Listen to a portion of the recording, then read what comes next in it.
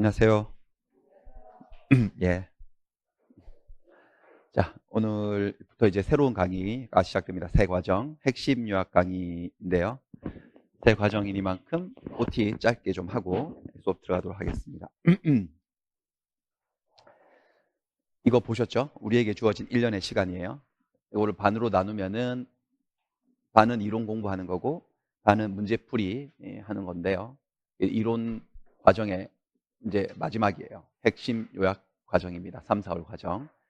네, 원래 이제 메가랜드가 원래 잡은 컨셉은 뭐냐면은 1, 2월 기본 이론 때 수업을 전부 다 하고 모든 내용을 전달하고 3, 4월 때 이제 정리를 해서 핵심 요약적 강의를 하라 이렇게 했는데 제가 전에 한번 말씀드렸죠. 민법은 워낙 양이 많아서 그렇게 못한다. 그래서 여러분들은 이거 요약 강의라고 생각 안 하셔도 돼요. 요약 강의 아니고 그냥 기본 이론의 연장이에요. 7대 3 정도로 나누어 가지고 그때 다 전달 못했던 거 30% 정도 추가시켜서 수업 진행할 거예요. 그럼 여기 했던 7은 다 생략하느냐? 아니고요. 여기 했던 것도 반복해요. 기본적으로. 반복하면서 새로운 내용이 좀 추가가 될 겁니다. 소리 잘 들리세요? 소리 좀 작죠? 예. 그렇게 추가가 될 거예요. 근데 뭐 반복을 해도 똑같은 방식으로 반복할 수는 없죠. 그렇게 하면 너무 시간이 오래 걸리니까 했던 내용들은 조금 스피디하게 하고 새로운 내용들에 좀 더 집중을 하고 이렇게 그렇게 진행을 할 겁니다. 그래서 오늘 혹시 공부를 처음 하시는 분이 계신다면은 이 수업을 바로 들으시면은 잘 소화를 할 수가 없죠, 아무래도. 예, 그래서 여기 보시면은 강의 계획표 보시면은 그 예습단이라고 있습니다. 그러니까 우리가 나가고 있는 이 핵심 요약 강의의 진도별로 기본 이론 어디에 해당하니까 요 강의를 들어오시고 또 이걸 들으셔야 돼요. 그렇게 하셔야 돼요. 그래서 기본 이론 강의를 딱 열어서 들어보시면은 또 제가 뭐라고 하고 있느냐. 이 앞에 것을 또 예습으로 들어보시라고 하거든요. 그래서 결국 다 들으셔야 되는 거예요. 그렇습니다. 그 다음에 이번 3, 4월 과정부터는 조금 수업을 조금 다르게 진행을 하죠. 여기 오후에 특강이 있잖아요. 기출지문 특강이 있습니다. 특강 교재는 족보예요. 우리가 계속 써왔던 족보 책으로 하는데 기본 이론 때 1, 2월 기본 이론 때는 이론 설명을 하고 그 어느 정도 설명하고 한 10분, 15분 단위로 끊어서 거기까지의 문제를 기출 지문을 풀어봤지 않습니까? 네, 그렇게 풀어보니까 좋긴 한데요. 너무 시간이 오래 걸리죠. 괴로우셨죠? 엄청. 원래 2시로 끝나야 되는 수업이 막 3시에 끝나고 막 3시 넘을 때도 있고 그랬어요. 보강도 하고. 그랬는데 이번에는 3, 4월 과정은 그 7을 하면서 30%를 추가시켜가지고 또 수업을 해야 되니까 기존에 했던 그 방식으로 했다가는 여러분들 집에 돌아가실 수가 없게 될 수도 있어요. 그래서 어쩔 수 없이 어떻게 수업을 하느냐. 3, 4월 과정부터는 본 수업, 그러니까 10시부터 2시까지 진행되는 수업은 이론만 설명할 거예요. 문제는 안 풀 거예요, 이제. 문제 풀 시간이 없어요. 그래서 쭉 하고 그 다음에 그리고 수업이 끝나고 난 다음에 식사 시간을 가지고 다시 한 3시 정도부터 여기 특강을 통해서 오전에 진도 나간 것을 문제를 푸는 거로 그렇게 하도록 하겠습니다. 그렇게 할 수밖에 없고요. 그래서 뭐 특강 같은 경우는 여기 강의 계획표하고 똑같아요. 오늘 뭐 주택임대차보호법, 상인법, 집합법률법 할 건데 거기에 해당하는 문제들을 풀 거예요. 문제. 그리고 여기 1, 2월 달에 풀었던 문제들도 다수 있잖아요. 그 문제들은 다 생략을 하느냐? 아니요. 다시 푸는 것도 있고 좀 넘어가는 것도 있고 뭐 그렇게 할 겁니다. 그렇게 수업을 진행을 할 거예요. 무슨 말인지 아시겠죠? 예. 특강을 뭐 안 들으시는 분들 자유인데 좀 들으셨으면 좋겠어요. 저는요. 이 특강만큼은요. 특강이 1년 내내 계속 있는 것도 아니고 딱 한 번인데 듣는 게 낫지 않을까 그런 생각이 듭니다. 워낙 기출문제가 중요해서요. 됐습니다. 끝입니다. OT는 이렇게 하고 이제 수업 들어갈게요. 우리가 그 민법 공부, 중개사 민법은 4개의 산을 이제 쭉 가보는 거거든요. 근데 산이 4개인데 이 산 총칙 물권 계약은 2번 정도 가봤어 지금요. 한 번은 가볍게 가고 두 번째는 조금 이제 깊게 가봤는데 네 번째 산은 한 번도 안 가봤죠. 그래서 3, 4월 과정은 여기서부터 시작을 합니다. 특별법에서 시작을 해서 요거 끝나고 바로 다시 총칙으로 돌아갈 거예요. 특별법, 민사특별법이라고 하는 거예요. 5가지 법이 있거든요. 민법에 관한 특별법이 5가지가 있는데 요 5가지에서 6문제가 출제가 됩니다. 되게 그러니까 엄청 가혹한 일입니다. 그렇죠? 법 하나에 평균적으로 문제 하나씩 나와요. 5개 법에서 6문제니까. 그러니까 문제 한 문제 맞추려고 법을 통째로 배워야 됩니다. 여러분들 공인중개사법 이런 거 있죠? 그런 법은 법 하나에 40문제 나오지 않나요? 그런 법이에요. 이런 법들도. 어쩌면 그 법보다 더 내용이 많은 법도 있어요, 여기에. 근데 한 문제 나오거든요, 한 문제. 그러니까 어디서 뭐가 나올지는 아무도 예상할 수 없고 막 그렇습니다. 좀 요령껏 공부를 하셔야 되는데 보통은 첫 번째 법, 주택임대차보호법에서 보통 두 문제가 나올 때가 많습니다. 제일 중요한 법입니다. 근데 뭐 안 그럴 때도 있고요. 어떨 때는 부동산 실거래자 명의 등기에 관한 법률, 부동산 실명법이라고 하죠. 여기서 두 문제가 나올 때도 있고요. 또 약간씩 헷가닥 하면요. 집합건물법에서 두 문제가 나올 때도 있어요. 그러니까 이건 예상이 안 되는데 통상적으로는 이 법이 제일 중요합니다. 그래서 오늘은 세 가지를 할 건데 주택임대차보호법, 상가건물임대차보호법, 그 다음에 네 번째 거 집합 건물의 소유 및 관리에 관한 법률, 이렇게 세 가지 법을 진도를 나가도록 하겠습니다. 주임법, 법이 이름이 너무 길어서요 좀 약칭을 할게요. 예. 주택임대차보호법은 이렇게 불러요. 보통 주임법 이렇게 불러요. 상가건물임대차보호법은요 어떻게 부를까요? 상임법 이렇게 부르고요. 가등기담보법, 집합건물법, 부동산 실명법, 이렇게 좀 약칭을 해서 부르도록 하겠습니다. 자, 주임법부터 시작을 해볼게요. 144페이지입니다. 자, 제목이 주택임대차보호법이라고 되는데 저 제목을 받아들이시는 것부터 중요합니다. 이게 주택임대차보호법이라고 읽지 마시고 어떻게 받아들이시냐? 주택임차인보호법 이렇게 하셔야 돼요. 그러니까 임대인을 보호하기 위해서 만든 법은 전혀 아니고요. 임차인 세입자들을 보호하기 위해서 만든 법이에요. 81년도에 만들어졌어요. 이 법을 만든 목적이 제1조에 나오는데 입법 목적, 국민의 주거생활 안정을 보장하기 위해서 만들었다고 1조에 나와 있어요. 이 법은 주택임대차보호법은 주거용 건물의 임대차에 관하여 민법에 대한 특례를 규정해서 특별한 예외 규정들을 둬서 국민의 주거생활 안정을 보장하기 위해서 이 법을 만들었다라고 되어 있습니다. 그러니까 이게 민법만 가지고는 주택의 임차인들, 서민들의 주거생활이 안정되지 않는다는 판단을 한 거예요. 왜 그런지 한번 볼까요? 입법 배경. 좀 주택임대차거든요. 근데 주택임대차하고 관계돼서 뭔가 분쟁이 생겨서 임대인하고 임차인이 뭔가 싸운다. 소송에서 싸운다. 그러면은 이 법이 만들어지기 전에는 민법 가지고 문제를 해결했어야 되거든요. 민법 618조부터 54조에 임대차에 관한 조문들이 쫙 나와 있어. 근데 이걸 가지고 재판을 했더니 백전백패인 거예요. 임차인들이 계속 지는 거예요. 그러니까 이 법 가지고는 임차인들을 보호할 수가 없다. 근본적인 이유가 뭐냐면은 이 임대차 계약을 통해서 이 임차인이 가지게 된 권리의 이름이 임차권이죠. 그러니까 임차권의 그 출신 배경이 너무 비천한 건 거예요. 이게 전세권하고는 다르잖아요, 여러분들. 물권 전세권은 물권이기 때문에 강력한 힘을 가지고 있어요. 그렇죠? 하지만 임차권은 채권입니다. 그래서 힘이 좀 약하죠. 세 가지 문제가 있어요, 대표적으로. 첫 번째는 대항력의 문제인데 대항력이 있나요, 없나요? 채권에는요. 없죠. 대항력이 뭔지 아시죠? 이렇게 계약을 해서 임차권을 취득한 이 권리를 소유자가 바뀌었을 때 바뀐 소유자에게도 주장할 수 있느냐라는 거지. 그게 대항력인데 대항력이 없어요. 대항력이 없기 때문에 바뀐 소유자가 내 집에서 나가라. 그러면 쫓겨나는 거예요. 쫓겨나는 거죠. 이걸 뭐라고 했더라?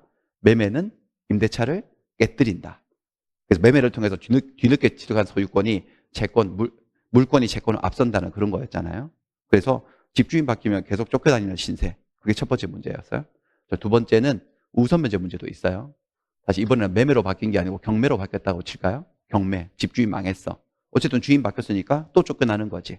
근데 쫓겨날 때 쫓겨나더라도 원래 계약할 때 원래 주인에게 걸어뒀던 보증금, 저거는 뭔가 배당 절차에서 돈을 좀 받고 나오고 싶은데 문제는 저기 이 사람이 망해가지고 경매가 될 지경이면 다른 채권자들도 엄청 많을 건데 이 사람에게는, 임차인에게는 보증금에 대한 우선 변제권이 인정되지 않습니다. 자, 우리가 여기는 배웠는데 물권 전세권자에게는 전세금에 대한 우선 변제권이 인정이 되죠. 근데 임차인은 그게 없거든요. 없기 때문에 결국 배당이 실시되면 뭐 은행들 있으면은 뭐 여기 저당 갖고 있는 애들 있으면 그 애들 다 받고 난 다음에 저기 배당 순서 꽁지에 가서 8순위에 가가지고 남는 것을 다른 채권자들하고 평등하게 나눠 먹기를 하는 거니까 이 돈 못 받고 나오는 거예요.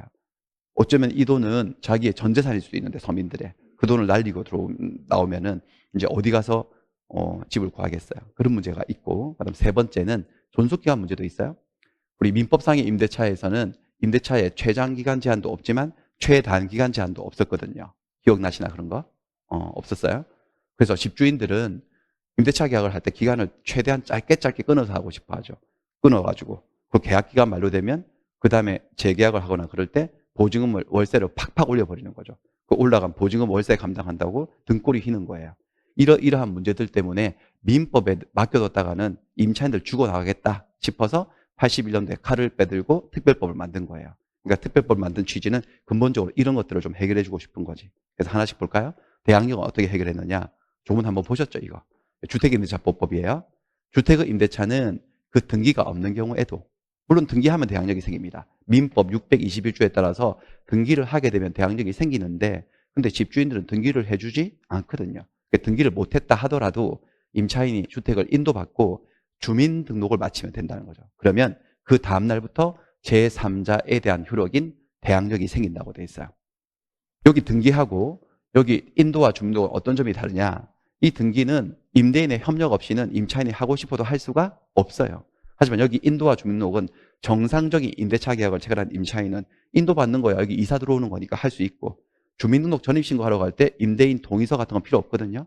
혼자서도 갖출 수가 있다는 거죠. 혼자서도 갖추어서 대항력을 취득할 수 있는 길을 열어둔 거예요. 그래서 이 사람이 인도와 주민등록을 마친 상태에서 그 이후에 소유자가 바뀐다면 이번에는 쫓겨나지 않고 대항할 수 있게 되고, 바뀐 소유자가 임대인의 지위를 승계하게 되어서 나중에 다 살고 나갈 때 바뀐 소유자에게 보증금 달라고 할 수가 있게 되는, 그렇게 대항력을 길을 열어준 거예요. 주임법에서. 그 다음에 이 문제도 해결해요. 우선 문제, 보증금의 배당 문제도 해결하는데 3조의 2에 있어요. 우선 문제 받으려면 요건이 뭐냐면 대항요건을 갖춰야 돼요. 대항요건. 그러니까 인도와 주민등록이라고 하는 것은 대항력을 취득하기 위한 요건이자 동시에 배당이 실시될 때 우선 면제를 받기 위한 요건으로 겹쳐 있어요. 요걸 갖춘 상태에서 플러스 임대차 계약서에 확정일자를 갖추면 돼요. 확정일자 들어보셨죠? 딱 갖춰 놓으면은, 그러니까 인주 플러스 확이지. 그러면 나중에 주택이 경매가 되거나 공매가 될 때, 특히 경매될 때 그 대지 환가대금, 경매대금에서 후순위 권리자나 그 밖의 다른 채권자들보다 자기 보증금에 우선해서 보증금을 배당받을 권리가 주어지는 거지. 그러니까 이 문제도 해결이 된 거예요. 그러니까 뭐 경매가 되어서 쫓겨난다 하더라도 그 돈은 갖고 나오게 되는 거죠. 다른 집을 구하면 되는 거지. 재산을 날리지는 않도록 만들어줬어요. 그 다음에 세 번째, 존속기간 문제도 뭐 뒀지, 여기. 주임법 4조예요. 주택임대차는 기간을 정하지 않거나 혹시 2년 미만으로, 2년보다 짧게 정했어. 예를 들어 1년을 했다든지 10개월로 했다든지, 그러면 자동적으로 기간을 2년으로 간주를 한다 해서 최단 기간 2년은 보장을 해준 거죠. 이렇게 해서 이런 문제들을 해결을 했고, 우리가 지금 주임법을 배운다는 것은 이 문제들을 좀 더 자세하게 배운다는 거예요. 대충 이제 보여드린 거고. 그렇습니다. 자, 그 다음에 이 법의 성격. 이 법은 특별법이지. 특별법이고 민법은 일반법이잖아요. 그럼 특별법 우선 원칙에 따라서 어떤 동일한 사안을 놓고 민법과 주임법이 서로 다른 규정을 두고 있을 때는 주택임대차보법이 먼저 적용이 되지. 하나의 샘플을 보여드릴게요. 이 위에는 민법이에요. 밑에는 주택임대차보법이에요. 묵시적 갱신 조항들이야. 근데 묵시적 갱신이 전혀 요건과 효과가 다르게 돼 있어요. 묵시적 갱신. 그래서 제가 민법 639조 바로 지난주에 했는데, 요거 설명할 때 이 묵시적 갱신의 그림에 뭘 그렸냐면은 주택 그리지 않고 상가 안 그리고 공장 같은 거, 토지, 그 다음에 창고 이런 거 가져와서 그랬어요. 왜냐하면 주택을 그리면 안 되거든. 주택은 여기에 따르고 공장은 여기에 따르고 그렇습니다. 이게 다르게 돼 있어요. 한번 볼게요. 묵시적 갱신, 민법은 어떻게 돼 있냐면은 묵시적 갱신 요건이 임대차 기간이 끝이 났어요. 근데 임차인이 사용 수익을 계속하는 거야. 물건을 돌려주지 않고 계속 쓰는 거예요. 그런데 임대인이 상당한 기간 내에 이의를 제기하지 않아. 왜 기간 끊었는데 안 나가세요? 왜 안 돌려주세요? 라고 하지 않고 오히려 다음 달 월세를 주니까 꼭 받아버려. 이거예요. 이게 요건이에요. 이렇게 되면 전번 임대차와 동일한 같은 조건으로 다시 임대차가 된 것으로 본다. 이게 요건이에요.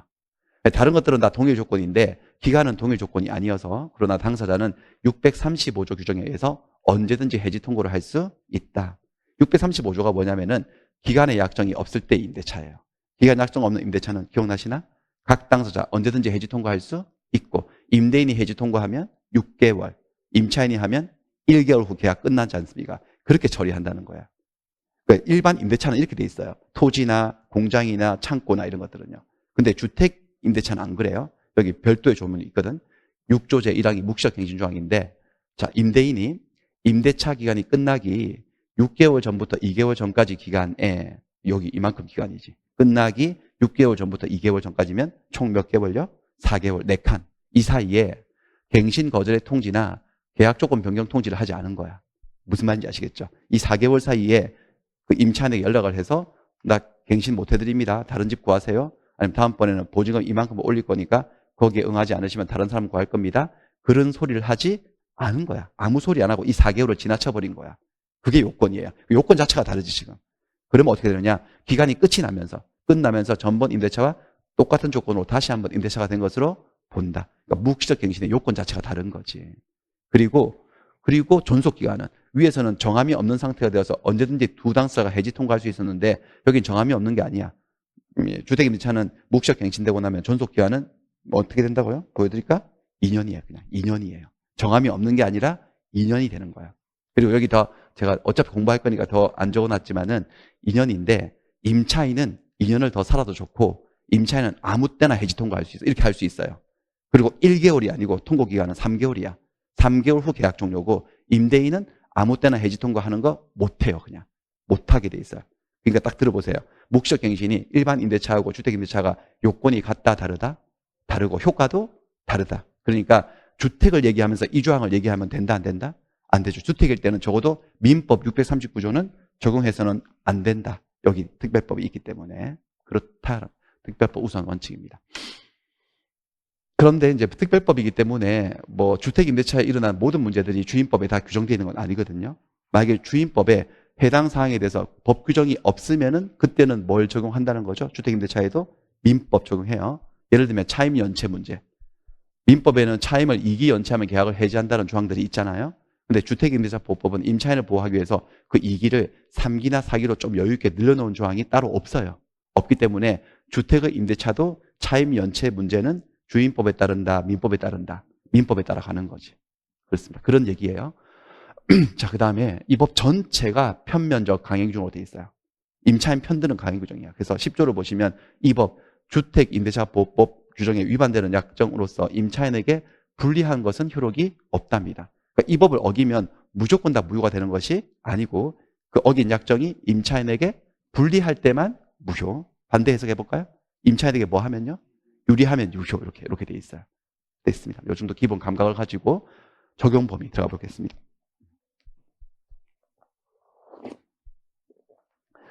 주택임대차보호법의 적용 범위는요. 주거용 건물, 주택의 전부나 또는 일부 임대차에 적용된다고 2조에 나와 있어요. 2조. 이 법은 주거용 건물, 너무 기니까 이제부터 주택이라 부르겠다. 주택의 전부 또는 일부 임대차에 적용한다라고 되어 있어요. 그러니까 이 주임법은 그 어떤 주택을 통째로 빌린 경우 말고 그 방 한 칸만 들어와서 새 들어 사는 사람, 그 사람에게도 적용이 되는 법이에요. 일부 임대차에도. 자, 먼저 주거용 건물의 임대차. 시험에 나오는 논점들을 한번 분석을 해볼게요. 이게 주거용 건물인지, 즉 주택인지 아닌지 판단 기준은 실지 용도입니다. 실지 용도. 공부상의 표시도 판단 기준이 되어야 하겠지만 공부상의 표시만 가지고 판단해서는 안 되고 실지 용도를 가지고 판단을 해야 된다. 그래서 어떤 사건이 있었냐면 이 건물의 공부상의 용도는 근린생활시설로 되어 있었어요. 근린생활시설이라면 주택은 아니죠. 하지만 그 사람이 그 건물을 임차를 해서 슈퍼마켓을 했어요. 임차인이. 하고 딴 데 집이 있지 않고 그 슈퍼마켓 안쪽에 그 공간이 있어서 거기 방 2개 만들어서 가족들과 함께 거주를 했던 거예요. 그리고 이 사람이 또 딴 데 어디 소유하는 주택이 있고 집이 있는 게 아니고 그 가족들이 가지고 있는 유일한 주거였던 거예요. 그 모든 것들을 종합적으로 고려할 때 공부상의 표시만 봤을 때는 주택이라고 볼 수가 없지만 이 사람들에게는 여기가 주택이다 라고 해서 주임법 적용을 해줬던 사건이 있습니다. 실지 용도에 따라 판단한다. 그 다음에 허가나 등기는 안 따집니다. 무허가 미등기 주택의 임대차. 이 건물 지어질 때 허가 안 받고 지었고 또 짓고 난 다음에 등기도 안 돼 있는 무허가 미등기 주택을 임차한 사람도 이 법의 보호를 얼마든지 받을 수가 있습니다. 그 다음에 겸용 건물. 겸용 건물이라 하는 것은 어떤 건물의 일부를 주거 용도로 쓰고 또 일부는 비주거 용으로 쓰고 하는 거지. 거기에 대해서 어떻게 할 것인지에 대해서는 법에 나와 있어요. 주택의 일부가 주거 이외의 목적으로 사용될 때에도 같다. 같다란 말은 적용을 하겠다라는 거예요. 근데 이게 주객이 전도가 되면 안 돼요. 주택의 일부를 주거 이외의 목적으로 사용할 때는 적용이 되지만 거꾸로 가서요. 비주거용, 용업용 건물의 일부를 주거 목적으로 일부 쓰고 있다? 그렇다고 해서 주택이라고 쳐주지 않겠다는 거지. 그때는 적용되지 않아요. 뭐 이런 거 있었어요. 여인숙 건물. 이 건물은 지어질 때부터 여인숙 건물로 지어졌어요. 방이 10개 있어요. 근데 그 건물을 임차를 한 사람이 여인숙업을 한 거야, 임차인이. 그러면서 그 방이 10개 있는데 첫 번째 방을 내실로 썼던 거지. 저기서 자기가 거주를 했던 거예요. 하지만 이거는 주거용 건물의 일부가 비주거용으로 쓰이는 것이 아니고 영업용 건물의 일부를 주거용으로 썼던 거죠. 방 한 칸을. 이때는 주택이라고 볼 수가 없다. 그렇게 한 사건도 있었어요. 뭐 다방 사건도 있고. 근데 이게 현실에서는 이게 이쪽인지 저쪽인지 경계선을 긋는 것이 골치 아프겠지만 우리한테는 전혀 골치 아프지 않은 게 일단 시험에 안 나옵니다. 보세요. 시험에 나왔습니까? 안 나왔다고 지금 딱 다 책이 말해주고 있죠? 시험에 안 나오기 때문에 별로 고민하지 마시고 시험에 나온다 그런다면 이쪽 이렇게 표현을 이렇게 추상적으로 딱 제시합니다. 주택의 일부를 주거 이외의 목적으로 사용하는 경우 이렇게 딱 하면은 맞추면 되는 거지. 그렇죠? 현실적으로 우리가 뭐 재판을 하는 게 아니기 때문에 시험 공부는 생각보다 쉽습니다. 이해하시면 그렇습니다. 그 다음에 판단 시기. 이게 주택 임대차인지 아닌지를 판단하는 시기는 계약 체결 당시입니다. 그러니까 이게 주임법이 적용되려면 계약 체결 당시에 주거 용도로 임대가 되었어야 합니다. 막 이런 사건이 있는데 계약 체결 이후에 임차인이 임의로 주거용으로 개조해서 쓴 거야. 이게 무슨 말이죠? 임의로란 말은 임대인의 승낙 없이. 그러니까 처음에 빌려줄 때는 주거 용도로 빌려준 게 아닌데 임차인이 자기 마음대로 주거 용도로 개조해서 쓴 거지 주택임대차가 아니었지. 계약 체결 당시에. 그래서 이 법이 적용되지 않아요. 하지만 이런 사건도 있어요. 원래 이 건물은 점포 및 사무실용 건물이었어요. 주택이 아니었는데 그 이후에 주거용 건물로 변경되었어요. 그리고 난 다음에 임대가 된 사건이에요. 그리고 임대차 계약 체결 당시에는 분명히 주택이었거든요. 그럼 당연히 이 법이 적용이 됩니다. 계약 체결 당시 기준으로 판단한다. 그 다음에 임대차에 적용이 된다. 임대차. 그 임대차인데 우리가 임대차 배울 때 임대차에 있어서의 차임 지급 방식에 아무 제한이 없어서 그래서 월세로 매달 조금씩 주는 방식도 있지만은 전세 보증금을 탁 걸어놓고 하는 방식도 있었습니다. 그것을 이제 미등기 전세라고 하죠. 미등기, 등기 안 한 전세, 채권적 전세. 그러니까 미등기 전세나 채권적 전세는 결국은 전세권이에요, 임대차인 거예요. 임대차죠. 임대차의 차임 지불 방식이 그렇다는 거지. 당연히 적용하는 거지. 임대차이기 때문에. 그때 전세금입니다. 받으세요라고 줬던 그 전세금을 이 법 적용에 있어서는 보증금으로 처리해서 문제를 해결하는 거죠. 그러니까 임대차인 거야, 그냥 이거는. 그 다음에 일시 사용을 위한 임대차가 명백할 때는 이 법이 적용되지 않아요. 일시 사용을 위한 임대차, 가장 대표적인 것인 숙박계약이죠. 어디 콘도 이런 데서 2박 3일 숙박을 한다? 일시적으로는 거주를 하는 거지만 그런 거에다가 이 법을 적용하기 시작하면 난리가 납니다. 이 법 제4조 제1항에는 뭐가 있냐? 아까 보셨죠? 예, 기간을 정하지 않거나 기간을 2년보다 짧게 하면 다 몇 년으로 해버리겠다고요? 2년으로. 그 모든 콘도, 숙박 이런 것들은 전부 다 2년이 되어버리는 거야. 그렇죠? 그러니까 당연히 적용해서 안 되는 거지. 꼭 숙박계약이 아니라고 하더라도 내가 정말로 열흘만 쓰고 싶어. 한 달만 쓰고 싶어. 내가 중국에서 와서 딱 한 달 동안만 한국에 거주할 공간을 찾아요. 그럼 정말 한 달 있다가 난 중국으로 돌아가야 되거든요. 그럴 때는 정말 한 달만 쓰려고 계약을 했다 그러면 주임법이 적용되지 않을 수도 있어요. 그 다음에 가장임대차에는 적용되지 않는 게 당연하지. 가장임대차가 뭔지 아시죠? 가장행위, 통정허위 표시. 계약 자체가 무효입니다. 가장임대차는 계약 자체가 허위 표시로 무효이기 때문에 임차권 자체가 안 생겨요. 뭐 대항력이고 우선물권이고 아무것도 생기지 않습니다. 근데 가장임대차가 어떤 상황이냐면은 이런 거예요. 주로 임대차 계약의 주된 목적이 주택을 주택으로서 사용하고 수익하려고 하는 것이 아니래. 주택 임대차를 했는데 사용 수익할 생각이 없대. 그럼 무슨 목적으로 빌렸냐면요. 기존 채권을 우선 면제나 특히 최우선 면제. 요것을 받을 목적으로 주택 임대차 계약의 형식만 빌려서 주택을 인도받고 주민등록 전입신고를 해서 여기 사는 척 하는 거지. 그러니까 이건 최우선 면제를 좀 이따 배워보시면 아시겠지만은 최우선 면제는 뭐냐면은 요 임차인이 소액 임차인일 때 보증금액이 규모가 적은 임차인일 때는 일정한 요건을 갖추면 그 요건이 바로 이거예요. 인도와 주민등록. 대항 요건을 갖추고 살고 있으면은 훗날 이 주택이 혹시 경매가 될 때 배당 절차에 참가했을 때 나보다 먼저 저당권을 갖고 있던 은행들이 있죠. 국민은행, 신한은행 이런 우선면제권자들보다도 더 우선한다. 그래서 최자를 달아요. 최우선. 최우선적으로 일정 금액. 보증금 전액은 아니고 일정 금액을 먼저 지어주는 제도가 있어요. 그걸 딱 배운 거지. 최우선 면제 제도를. 그래서 을은 저 가백에 돈을 빌려준 게 한 몇 천만 원 있었는데 저거를 무담보로 빌려줬는데 지금 이제 못 갚는 상황이야. 지금이라도 저당을 잡으려 보니까 선순위 지당권이 이미 설정되어 있어서 그 정상적인 순위에 따라 배당받으면 한 푼도 못 건질 것 같아.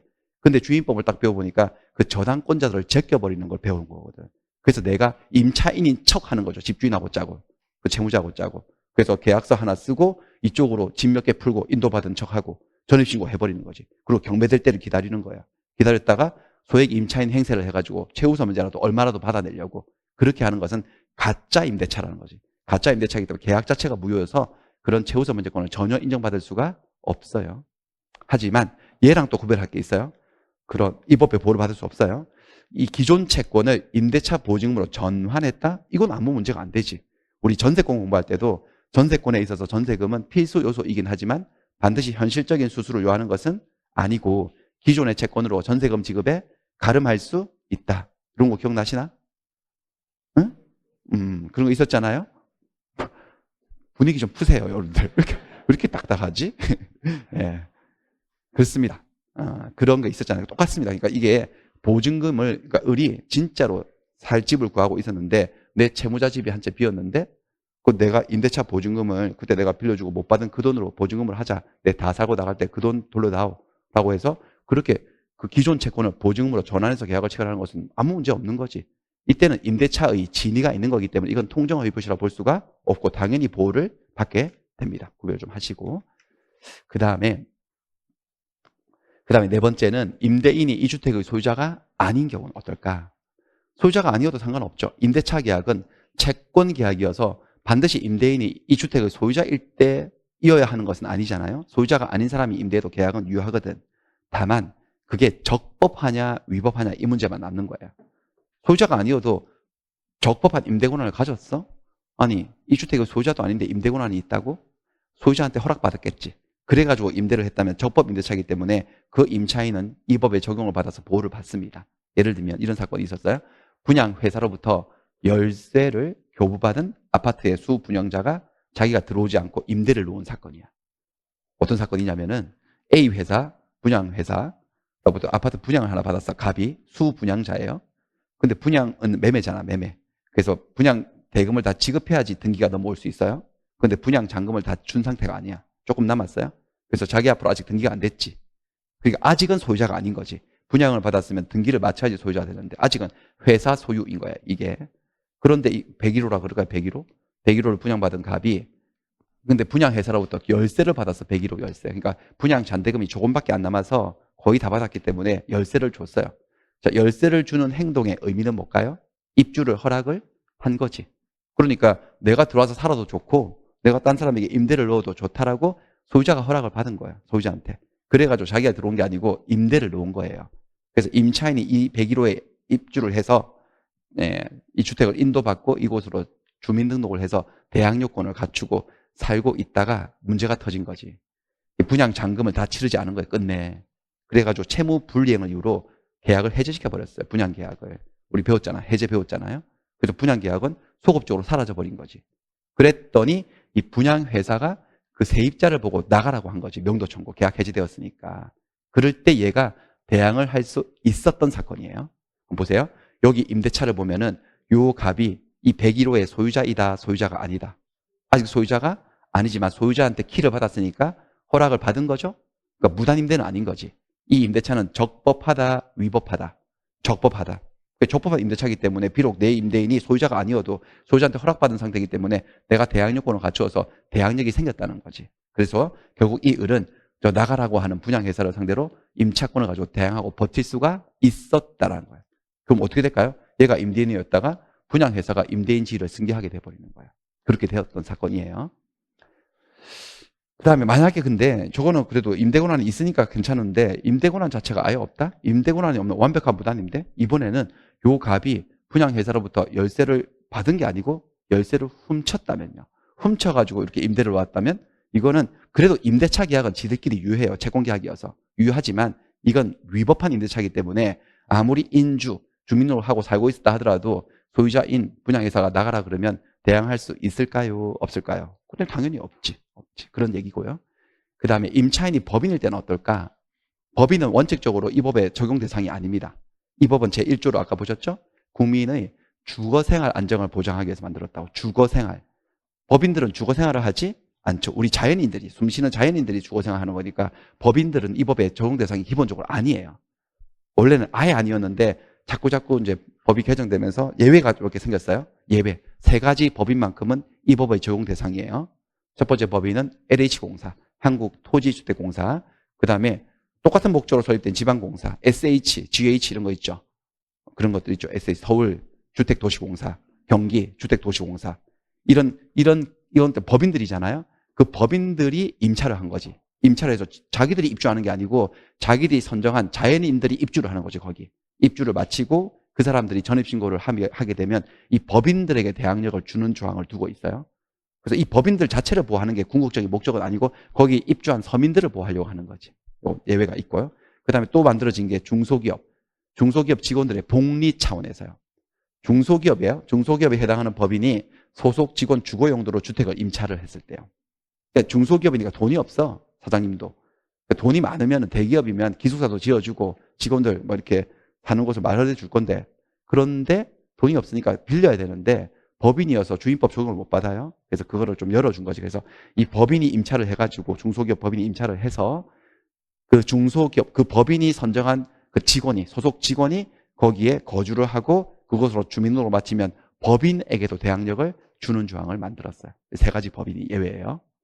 넘어가죠. 그 다음에 이제 대항력으로 가겠습니다. 임차권의 대항력 이야기.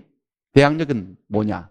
자꾸 대항력 그러는데, 대항력이라는 것은 내가 어떤 권리를 하나 갖고 있어. 갖고 있는데 이 권리를 나하고 원래 계약 맺은 사람, 그 사람 말고 다른 제3자에게 주장할 수 있는 힘을 대항력이라고 얘기를 하죠. 자, 물권 같으면요.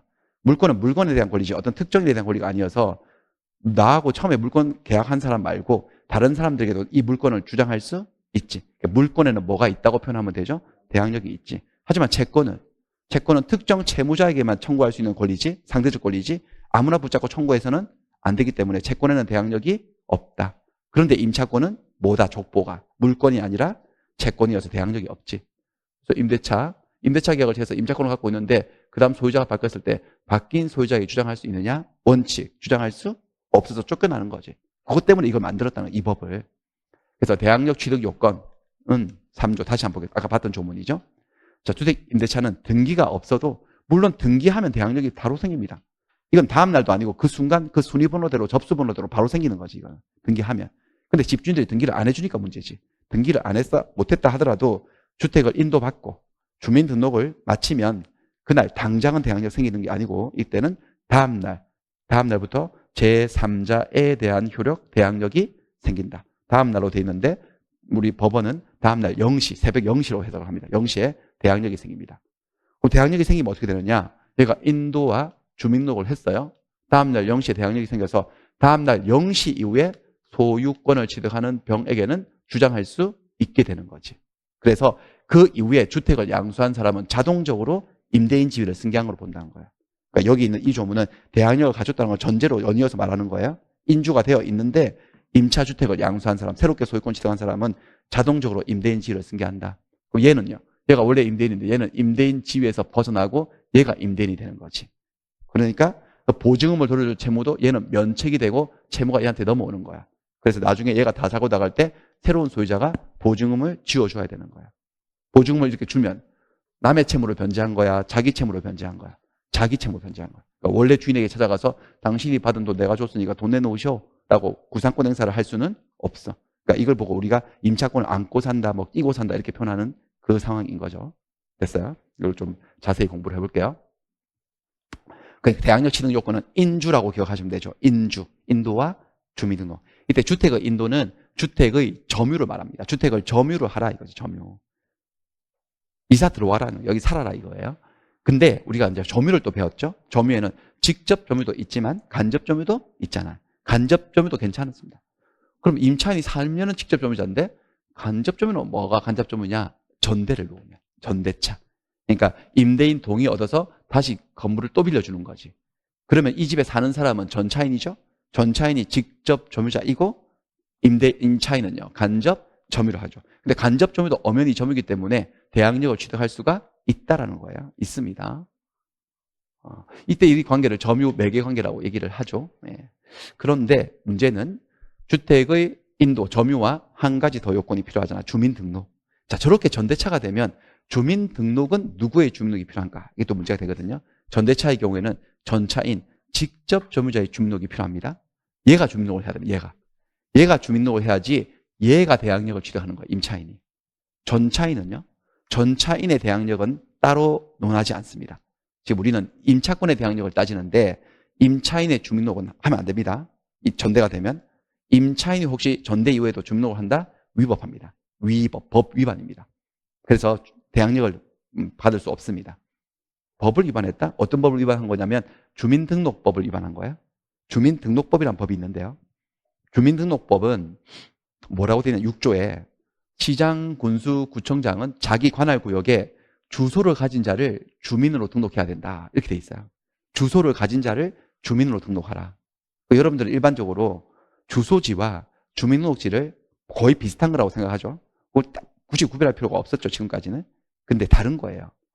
그러니까 주민등록지는 주민등록법상의 공법상의 개념이에요. 우리가 뭐 세금을 내고 선거를 하고 뭐 이런 거의 기준, 공적인 기준이 되는 거고, 그 다음에 주소지는 민법 18조에 나와요. 사법상의 개념이에요. 우리 상대방이 있는 의사표시는 상대방에게 도달을 하면 효력이 생긴다고 하죠. 상대방에게 도달하려면은 상대방이 알 수 있는 상태에 놓이게 해야 돼요. 그때 상대방의 주민등록지에 보내면 안 되고요. 상대방의 주소지에 보내야 돼. 주소는 뭐냐? 민법 18조에 생활에 근거되는 곳, 이건 됐고요. 생활에 근거되는 곳을 주소지라고 된다고 규정하고 있습니다. 생활에 근거되는 곳? 뭔 소리예요? 실제로 살고 있는 곳. 실제로 사는 곳이 주소지고요. 주민등록지는요. 전입신고되어 있는 곳이 주민등록지예요. 근데 일반인들은 그게 서로 일치해야 안 해요. 보통의 경우는요. 일치하지만 불일치하는 경우도 있지. 제법 있지. 여러 가지 이유로. 특히 정치인이 되려면 우리나라에서 그건 기본 아닙니까? 기본 덕목 아닌가요? 한 번씩의 위장 전입 이런 거. 그죠?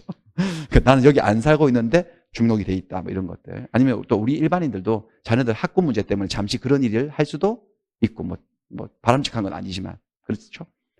그런데 이게 주민등록법은 주소지하고 주민등록지를 일치시키려고 노력하고 있는 거잖아. 주소를 가진 자, 실제로 살고 있는 자를 주민으로 등록해야 된다. 그럼 됐어요. 이제 이해되셨을까요? 전대가 되면 실제로 이 집에 사는 사람은 임차인이 아니라 전차인. 전차인은 이 주택에 뭐가 있는 거죠? 주소가 있고, 여기는 이사를 가버리기 때문에 주소가 없어. 주소가 없는데 주민등록을 계속 두고 있으면 위법해서 대항력을 받을 수가 가질 수 없다는 거지. 됐어요? 그러니까 전대차가 되었을 때는 임차인의 간접 점유 플러스 주소를 가진 전차인의 주민등록을 가지고 임차권의 대항력이 생긴다라는 소리예요. 얘가 대항력이 생기면 전차인은 그 품 안에서 자권으로서 그 안에서 자동 보호가 되는 거예요. 독자적으로 대항력을 따지진 않아요. 전차인의 대항력은. 됐고, 자, 그 다음에 주민등록 얘기를 좀 더 해볼까요? 주민등록. 가족의 주민등록은 어떠냐? 괜찮습니다. 대항력 취득할 수 있습니다. 임차인 본인뿐만 아니라 동거하고 있는 가족의 주민등록도 임차권의 공시방법으로 인정을 합니다. 대항력 취득할 수 있습니다. 대신 여기 가족도 동거 가족이어야 됩니다. 동거, 이제 이 이유를 아시겠죠, 여러분들? 이 집에 살고 있지 않은 사람의 가족의 주민등록을 했다? 임차인은 정작 주민등록 안 하고? 그러면 그건 위법하죠. 그 사람은 여기에 주소가 없기 때문에. 살고 있는 가족 중에 누군가가 주민등록을 하면 꼭 임차인 본인의 주민등록이 아니어도 대항력을 가질 수가 있다는 것이고요. 그 다음에 이 주택이 단독주택이냐 공동주택이냐에 따라 건축법의 분류상에 따라서 전입신고의 범위가 달라집니다. 단독주택은 그 건물의 소유권이 하나 있죠. 공동주택은 소유권이 여러 개가 있는 집합건물이죠. 그러니까 단독주택 같은 경우는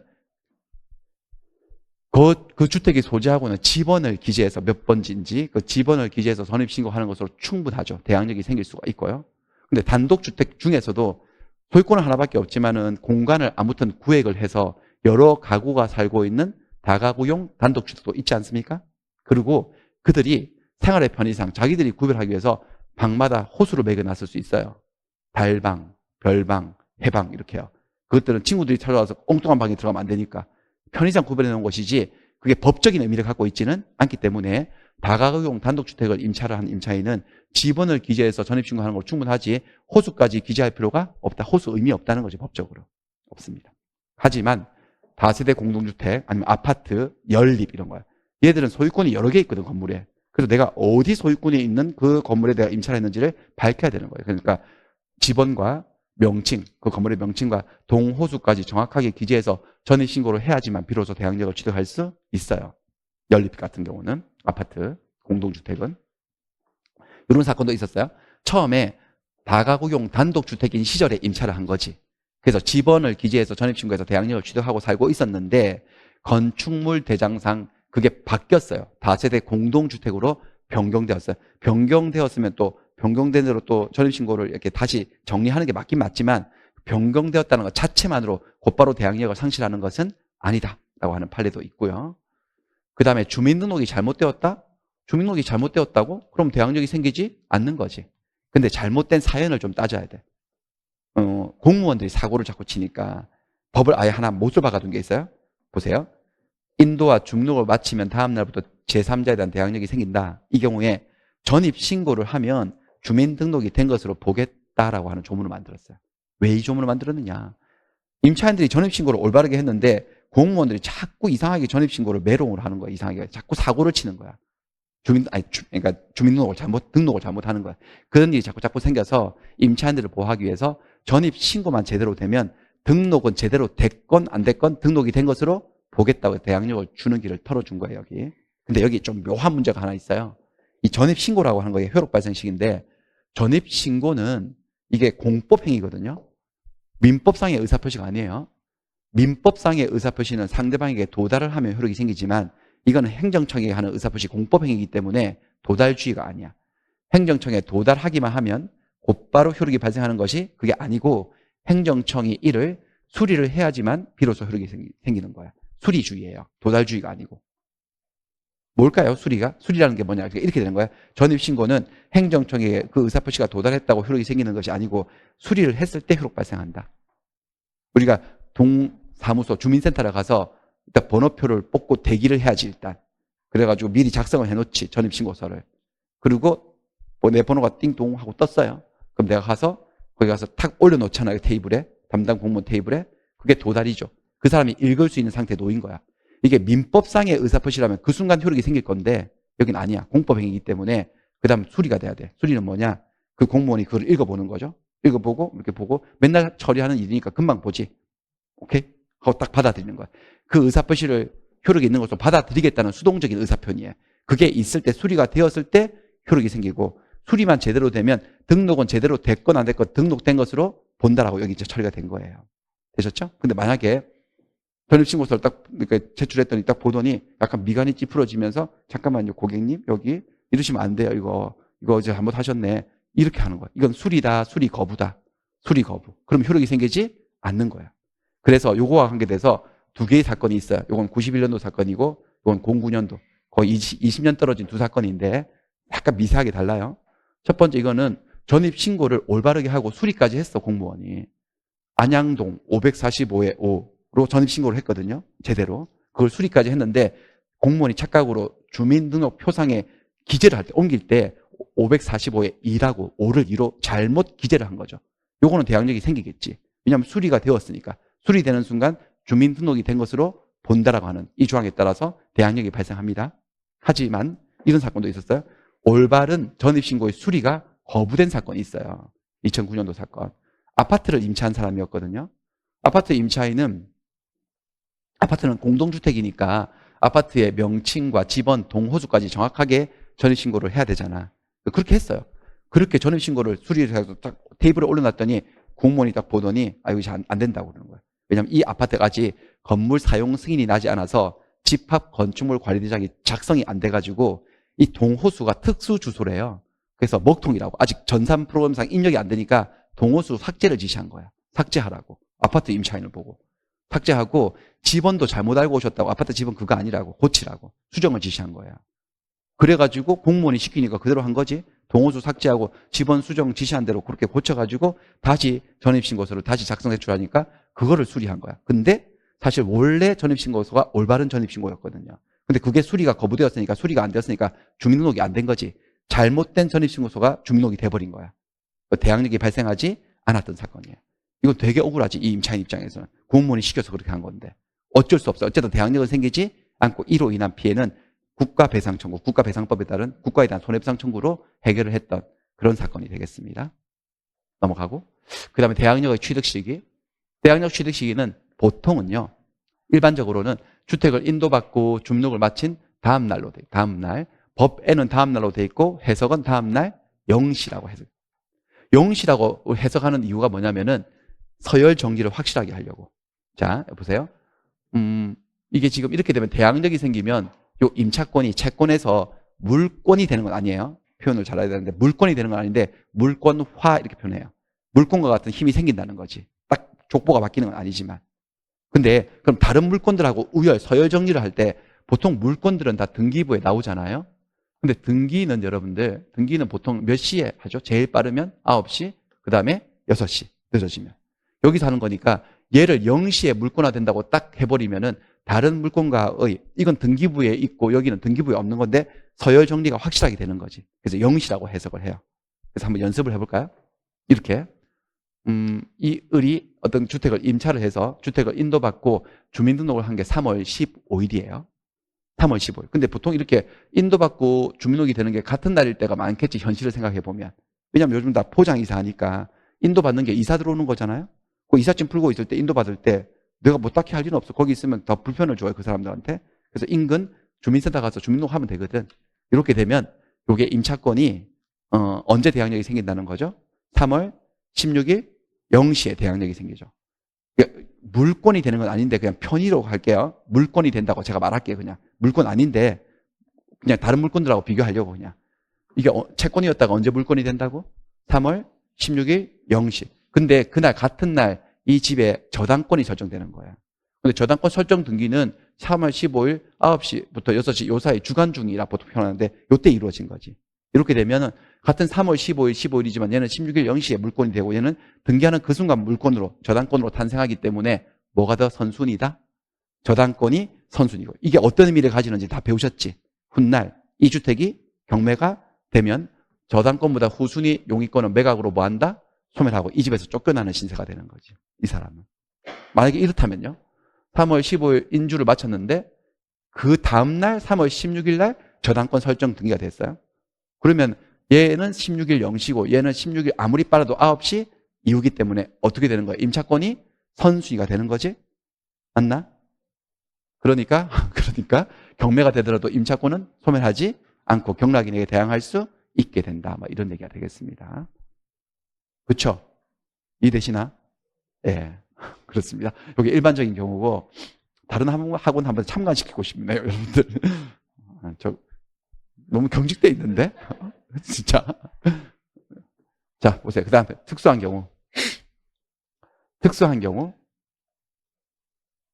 자, 이건 두 개는 그냥 따로 외우셔야 돼요, 그냥. 이 사건의 결론을 좀 외우셔야 되는데, 주택의 소유자가, 이게 일반적인 경우고, 주택의 소유자가 주택을 매도함과 동시에 다시 임차를 해서 계속 거주하는 경우.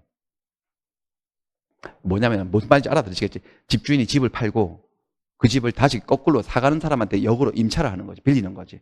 그래서 임차인으로 계속 살아가는 경우. 그때 그 원래 주인이었던 이제는 임차인이 된 그 사람들의 대항력 언제 생기느냐. 지금 보니까 4월 1일 날 집 팔았어요. 그리고 4월 1일 날 그날 바로 임차를 거꾸로 한 거야. 그러니까 집 파는 그날 임차인 된 거지. 임차권 생긴 거야. 4월 1일 날. 4월 1일 날 계약했으니까요. 근데 임차인이 이제는 임차인인데 대항력을 가지려면 주택을 점유하고 있어야 되는데 소유자인 시절부터 점유하고 있었지. 그다음 주민등록은요. 소유자인 시절부터 주민등록이 되어 있었지. 그러니까 이제 임차인이 4월 1일 날 되었으면은 이 4월 1일 언저리에 인주가 다 갖춰져 있었으니까 진작에 대항력이 생겨야 될 거 아니냐. 하지만 결론은 이런 경우라면 매수인이 소유권 이전, 매매를 원인으로 하는 소유권 이전기를 마친 날, 지금 한 달 후에 등기했네. 요 다음 날 대항력이 생겨요. 얘가. 다음날 대항력이 생기게 돼 있어요. 외우셔야 돼요. 왜 그런지 이유가 뭐냐면은, 자, 임차인의 주민등록, 이거 주민등록은요, 임차권의 공시 방법인 거야. 여기 임차인이 살고 있다는 건 사람들에게 널리 알리는 수단으로 채택된 거예요. 그렇기 때문에 이 공시가 되어 있기 때문에 제3자들에게 주장할 수 있는 근거가 되는 거거든요. 근데 만약에 실제로 얘가 임차인이 맞고 주민등록이 되어 있어도 제3자들이 공시라는 게 뭐예요? 제3자들이 보고 알아차려야 되는 건데 어떤 특별한 상황이 있어서 이 주민등록을 봐봤자 얘가 임차인이네라고 인식을 할 수 없는 특별한 사정이 있다면 이 주민등록은 임차권을 공시하고 있지 못하는 거지. 그러면 제3자들에게 주장할 근거가 안 되는 거예요. 바로 이 경우 아닐까요? 지금 우리가 부동산을 매매하고 매매 계약하는 그날 바로 등기하는 경우는 거의 없지. 지금은 한 달 있다가 5일 날 등기를 하네. 그렇다면 4월 15일 정도를 상상해 보세요. 여러분들 상상력으로. 오늘이 4월 15일 날 제3자들이 이 주택에 관한 모든 공적 정보들을 열람한다면은, 그럼 일단 등기부를 보겠지. 등기부를 보면 소유자가 누구로 나와 있죠? 아직은 갑으로 나와 있지. 그리고 주민등록이 돼 있으면 이거 뭐라고 생각할까요? 제3자들이 임차인이네라고 생각할 수 있나요? 없나요? 없어요. 뭐라고 생각할까요? 소유자네 이렇게 생각하겠지. 임차권을 보여주지 못한다는 거죠. 제3자들에게. 이유가 뭐예요? 등기가 빠져나가지 않았기 때문이죠. 그러니까 언제부터 이 사람의 이 주민등록은 임차인의 주민등록이구나라고 사람들이 이해할 수 있는 거는 뭐냐면은 매수인 명의로 소유권 이전 등기가 되어야지.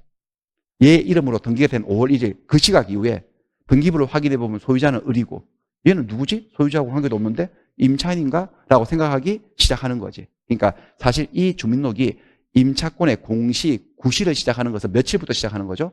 5월 1일부터요. 그러니까 5월 1일 날 사실상 임차인으로서의 주민등록은 5월 1일 날 한 거와 다름이 없다. 이런 거죠. 논리가.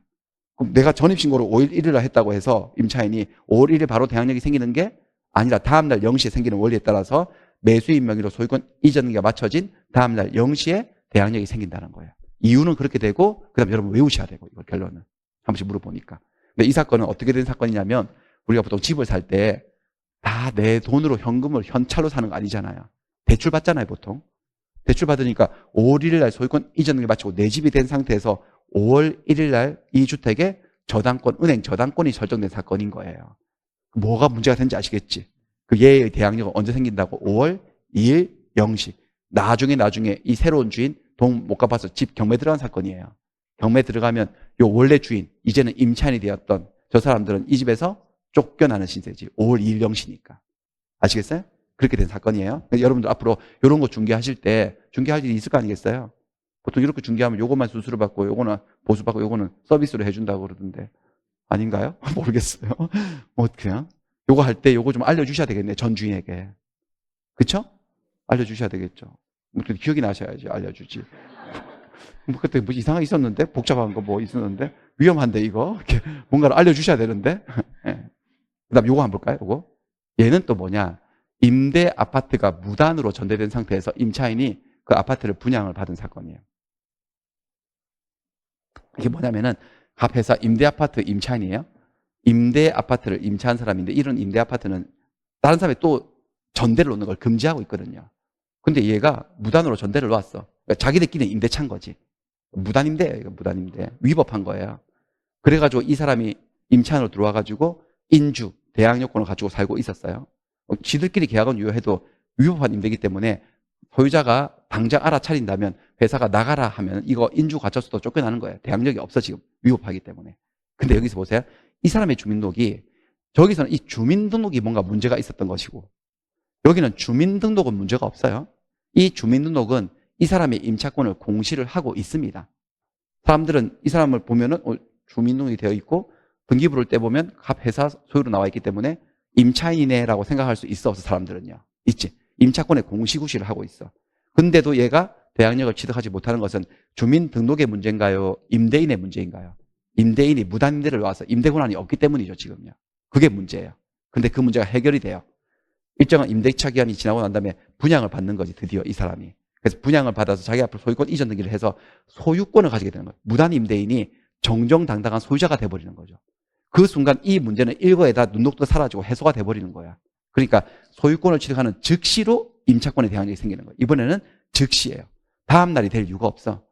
얘는 이 등기가 되어야지만 그때부터 얘가 임차권을 공시를 시작해서 그 다음 날 0시에 대한 일이 생기는 거고 이거는 임차권 공시는 진작부터 하고 있었는데 나의 임대인이 소유자가 아니었다. 권한이 없었다는 게 문제였는데 그게 해결되는 순간 즉각적으로 바로 대항력을 취득하는 거예요. 이 임차, 전차인은요.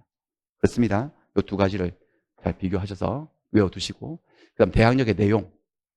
대항력의 내용을 보시면 아까 조문을 보셨는데 이렇게 인주를 갖춘 상태에서 소유자가 바뀌면 주택의 양수인이 임대인의 지위를 당연히 승계한다. 그래서 보증은 반환 채무도 면책적으로 이전된다. 주택의 양수인이 임대인 지위를 자동 승계한 걸 보기 때문에 보증은 반환 채무도 양수인에게 이전되어서 종전 임대인은 보증은 반환 채무를 면하게 됩니다. 이 사람은 보증은 반환 채무를 면하게 되고 이 사람이 보증은 반환 채무자가 되고 나중에 보증금을 돌려줘도 여기 쫓아가서 구상권 행사를 할 수가 없고 그렇습니다. 그 다음에 이렇게 인주를 갖춘 임차인은 새로운 소유자 주택 양수인에게 임차권을 가지고 대항할 수 있다예요. 할 수 있다이지 해야 할 의무사항은 아니에요. 그래서 싫으면 거부할 수도 있습니다. 임차인의 승계 거부. 자, 임차인이 양수인, 새로운 소유자가 임대인 지위를 승계하는 것을 원치 않을 때는, 그러니까 새로운 소유자가 인사차 왔어요. 내가 새 소유자입니다. 그러니까 앞으로 월세는 이 통장으로 입금시켜 주시면 됩니다. 자기가 새로운 소유자가 인사를 왔는데 이름도 병이고 약간 병맛이에요. 내 스타일이 아니에요. 자, 그러면 나는 이 집에서 나가버릴 수 있어요. 계약을 끝내버릴 수 있다는 거죠. 원치 않을 때는 주택 양도사실을 안 때로부터 상당한 기간 내에 이의를 제기한다. 여기서 이의를 제기한다는 것은 이 계약 자체를 해지시켜버린다는 거죠. 중도 해지 가능합니다. 해지함으로써 승계되는 임대차 관계 구속에서 벗어날 수가 있어요. 벗어날 수 있고, 그렇게 해서 나는 당신이 내 임대인 되는 거 싫어요. 난 이참에 나갈 거예요. 라고 딱 해버리는 순간, 이의 제기하는 순간 임대인 지위 승계 안 됩니다. 그때는 여전히 얘가 임대인이 되어서 저 양도인이 보증은 반환해줘야 됩니다. 저 채무가 소멸하지 않는다는 거죠. 그 다음에 대항력의 존속으로 가볼게요. 주택의 인도와 주민록이란 이 인주는 대항력을 취득할 때만 필요한 요건이 아니고 대항력을 유지, 존속하기 위해서 계속 구비하고 있어야 될 조건이에요. 그래서 둘 중에 하나라도 없어지면 대항력은 사라져요. 인도? 다른 곳으로 이사를 가버렸어요. 점유를 잃는 거지. 그럼 대항력 상실. 여기 살고 있어도 주민록을 다른 곳으로 이전해요. 그러면 대항력 상실이에요. 그래서 관계된 판례들을 보시면은 가족의 주민등록은 그대로 둔 채 임차인만 주민등록을 이전을 했어. 다른 곳으로. 그럼 남아있는 가족의 주민등록도 임차권은 여전히 공시되고 있으니까 대항력을 유지하는 것이고요.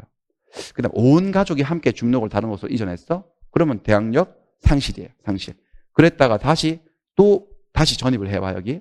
그러면 그 잃었던 대항력이 부활하는 게 아니에요. 소급해서 부활하는 게 아니고 전입신고를 한 다음날 0시에 새로운 대항력이 생기는 거예요. 근데 여러분 대항력은 새로운 게 좋아요? 오래된 게 좋아요? 오래된 게 좋지. 순위 문제가 있는데 가방이나 신상이 좋은 거지. 그렇죠? 대항력은 신상은 안 좋아요. 그 다음에 임차인의 의사에 의하지 않고 제3자에 의해서 임의로 이전되었을 때 이 제3자는 주로 나쁜 집주인들이에요. 임대인들, 사기꾼 같은 집주인들요. 더 많은 대출을 얻기 위해서 서류를 위조해서 다른 곳으로 이전시켜버리는 거예요. 대항력이 없는 것처럼 만들어버리는 거지. 그때는 대항력이 유지됩니다. 그러니까 이게 임차인 의사에 의하지 않고 제3자에서 무단으로 주민등록이 이탈되었다. 그때는 임차인에게 아무런 귀책 사유가 없을 때는 대항력이 유지된다고 합니다. 그러면서 담보 책임 문제가 생길 수 있고, 이거 우리 한번 지난주에 했네. 지난주에 이거 한번 봤는데 한번 가서 보세요. 페이지수 적어놓고 가서 보시면 생각이 나든지 안 나든지 뭐 둘 중 하나겠죠. 보세요.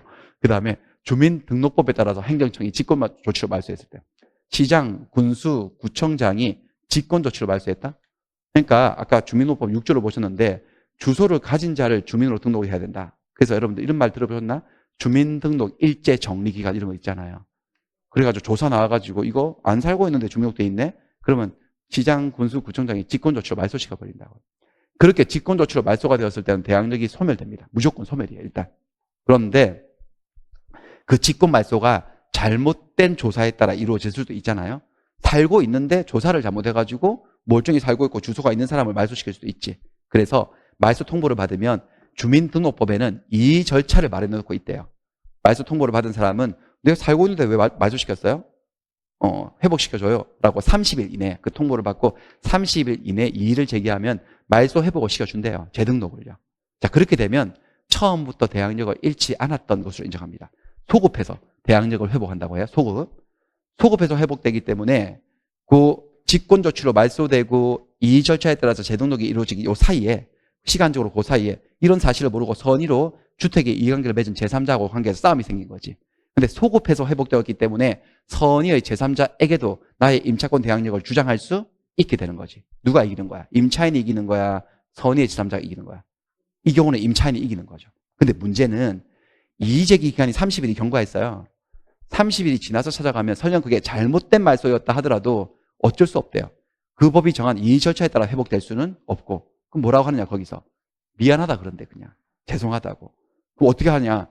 전입신고를 다시 할 수밖에 없어. 재전입신고.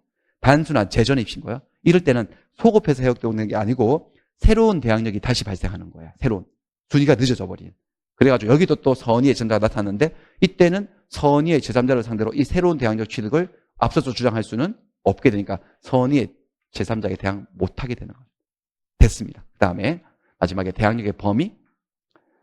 자, 이렇게 인주를 갖춘 상태에서 소유자가 바뀌었을 때 대항할 수 있는데 그게 소유자가 바뀐 원인이 통상적인 양도 계약을 통해서 매매계약, 증여계약, 교환계약 계약을 통해서 소유자가 바뀌었는지 아니면 경매를 통해서 소유자가 바뀌었는지에 따라 달라져요. 또 이게 일반적인 계약에 의해서 소유자가 바뀌었을 때 매매계약, 교환계약, 증여계약 그럼 100% 대항할 수 있는 거죠. 이거는 위에 선순위 저당권이 있건 없건 어차피 저당권이 실행된 경매가 아니기 때문에 무조건 대항할 수 있어요.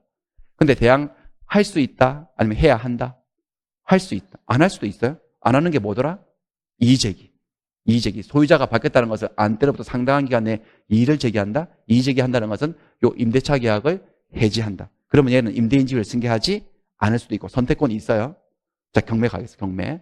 경매는 우리가 이제 우리 물권법에서 배웠는데 내가 아무리 인주를 갖춰서 대항력을 갖췄다 하더라도 그러니까 물권화되어 있다고 보고요. 근데 여기 또 물권이 있어요. 또 그러니까 물권의 질서를 지켜야지. 근데 제일 빠른 최선순위 지상권보다 먼저 물권이 되어 있는 것이 이 임차권이. 다시 한번 제가 높아지면 말씀드린 거예요. 물권 절대 아니에요. 제가 표현상 물권이라 표현하는 거예요. 그냥 임차권은 아무리 뭘 해도 그냥 채권인 거야. 근데 물권화 됐다고 할게요. 그러면은 이렇게 되면 제일 빠른 것보다 더 빠른 물권이기 때문에 선순위 물권이기 때문에 경매가 들어가도 이 임차권은 소멸하지 않고 경락인에게 대항할 수 있지. 그렇죠? 그럼 경락인은 요거를 낙찰받으면 자동적으로 임대인 되는 거야. 그러니까 임차권 끼고 낙찰받는 거죠. 나중에 나갈 때 얘한테 보증금 지어줘야 돼요. 그거 감안해서 써내야 돼. 경매 가격 써낼 때. 그거 제하고 써내야 되죠. 그런데 여기도 대항할 수 있다 이제 해야 할 의무사항은 아니거든요. 여기도 마찬가지예요. 이렇게 소유자 바뀌고 경매되는 집에 살기 싫어? 대항도 할 수 있지만 나가겠다고 할 수 있어요. 이때는 뭘 하느냐? 저기서는 이의제기라고 하지만 경매 시에는 배당 요구라고 해요. 경매를 진행하는 법원에다가 나도 나갈래요. 이참에. 나 경매되는 집에 살기 싫어요. 하려면 살 수도 있지만 나는 살기 싫어요. 나갈 거야. 보증금 빼줘요. 라고 법원에 배당을 요구해요. 배당 요구하는 것 자체가 이 계약을 해지하겠다는 의사표시예요. 그럼 법원이 배당 요구를 받으면 배당 요구 사실을 임대인에게 알려줘요. 그럼 해지 의사표시가 법원을 경유해서 도달되어서 계약이 종료되어 버리는 거예요. 이렇게. 그렇게 할 수 있어. 선택권이 있어요. 근데 여기서 살짝 애매한 문제가 하나 있어요. 이건데. 이렇게 임차권은 여러분들 기본 원칙은 채권이기 때문에 임차주택이 경매되어서 소유자가 바뀌면 바뀐 소유자가 대항 못하고 소멸하는 게 원칙이야. 근데 이 원칙보다 100만 배는 중요한 예외가 단서에 나와 있어요. 다만 보증금이 모두 변제되지 아니한 대항력이 있는 임차권은 그러하지 아니하다? 뭔 소리래? 그러하지 아니하다는 말이 무슨 소리래? 경매로 인하여 소멸하지 않는다. 요 뒤를 완전히 외워두세요, 여러분들. 보증금이 모두 변제되지 않은 대항력이 있는 임차권은 경매로 소멸하지 않는다. 얘는 대항력이 있는 임차권이야, 없는 임차권이야? 경매시야, 경락인에게. 있는 임차권이죠? 근데 배당을 요구했어. 경우의 수를 나눠볼게요. 전액 배당표 확정. 2억인데 2억 다 배당하겠다고 확정됐어. 그러면 임차권은 소멸하는 거지. 그리고 경락인에게 집 비워주고 명도 확인서 들고 은행 가면 2억 타고 나갈 수 있어요, 이거. 근데 문제는 2억에 배당 요구했는데 집이 이상하게 막 싸게 팔려가지고 1억 5천만 배당 받게 된 거야. 바로 이 케이스예요. 보증금이 모두 변제되었어, 안 되었어? 안 됐지. 그리고 대항력이 있어, 없어? 얘는 기본적으로 있지. 얘는 경매되어도 소멸하지 않지. 내가 경락인에게 대항할 수 있는 임차인이었는데 대항력을 선택하지 않고 우선 변제권을 선택해서 배당 요구했는데 전액 배당을 못 받게 되면 잔액을 가지고 임차권은 존속합니다. 그럼 배당표 확정된 1억 5천은 언제든지 집만 비워주면 받을 수 있도록 돼 있고 나머지 5천만 원은 경락인에게 더 달라고 할 수 있어요. 경락인이 5천만 원을 덜 돌려준 임대인의 지위를 승계하게 되는 거예요. 그렇게 돼요. 이거 잘 기억하시고 이거. 그 다음에 여기는 무슨 뭐가 있냐. 여기는 내가 물권화되었다. 임차권이 물권화되었어도 더 센 물권이 위에 도사리고 있으니 이런 식의 경매가 들어가면 여기 최선순위 지상권 기준으로 해서 후순위 요기권은 매각으로 소멸하기 때문에 경락인에게 대항할 수가 없고 여기 논점 하나는 요 뒤에 애가 한 명 더 있는 거죠. 여기. 뒤에 애가 한 명 더 있으면 요 중간에 끼어있는 임차인을 뭐라고 불렀더라? 중간 임차인. 그리고 후순위 저당권자가 경매를 신청하는 사건을 맨날 물어보잖아요. 얘가 경매를 신청했어도 이 임차권이 소멸할지 인수될지는 최선순위 지상권자를 기준으로 하기 때문에 얘가 신청했어도 임차권은 매각으로 소멸하고 경락인에게 대항할 수 없다는 이 논점 하나 알아두시면 되겠습니다. 여기까지가 대항력의 이야기였어요. 여기까지 하고 좀 쉬었다가 2교시 보증금 회수로 가겠습니다.